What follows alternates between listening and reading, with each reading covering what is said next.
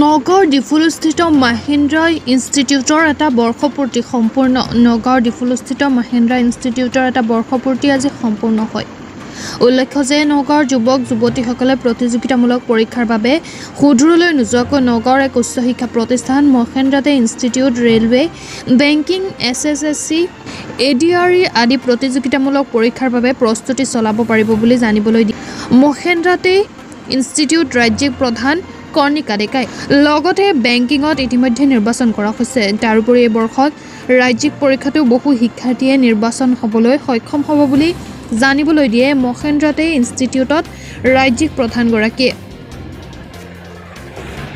আমাৰ মাজত আমাৰ MD ছাৰ আহিছে আৰু আমাৰ ষ্টেট হেড মেমো আহিছে, কৰ্ণিকা মেমে অলৰেডি গোটেই কথাখিনি কৈছে। তো আমাৰ আজি যিটো এইটো মহেন্দ্ৰাজ আজি 1 বছৰ আমাৰ হৈ গ'ল আৰু ইয়াত আমি দেখিবলৈ পাইছোঁ বহুতখিনি আমাৰ যিটো মানে যিমানখিনি চিলেকশ্যন হ'ব লাগিছিলে অলমষ্ট 75% চিলেকশ্যন হৈছে। আমাৰ গোটেইখিনি বেংকতো আমি ভাল বেংকৰ এক্সামত ভাল ৰিজাল্ট পাবলৈ সক্ষম হৈছোঁ। SSC আৰু এবাৰ ADRE এক্সামতো আমি আশা কৰিছোঁ আমাৰ ৰিজাল্ট ভাল হ'ব।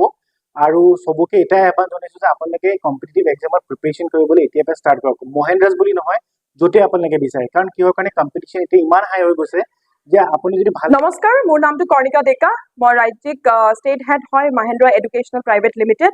আজি আমি আহিছোঁ নগাঁও ব্ৰাঞ্চত। এই ব্ৰাঞ্চটো আমাৰ মহেন্দ্ৰাজৰ এবছৰ হৈ গ'ল আৰু এবছৰতে মই আপোনালোকক জনাই সুখী হ'ম যে 75% চিলেকশ্যন এবাৰ আমি বেংকত দিবলৈ গৈ আছোঁ আৰু অলৰেডি আমি দিছোঁ।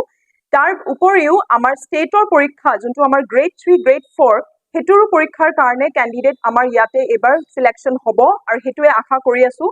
প্ৰথম কথা, যিহেতু বহুতো কেণ্ডিডেটে গুৱাহাটীত গৈ বা দিল্লীলৈ বা বেংগলোৰলৈ গৈ অনুষ্ঠানটোত যেনেকৈ আমাৰ মহেন্দ্ৰা এডুকেশ্যনেল বেংক SSC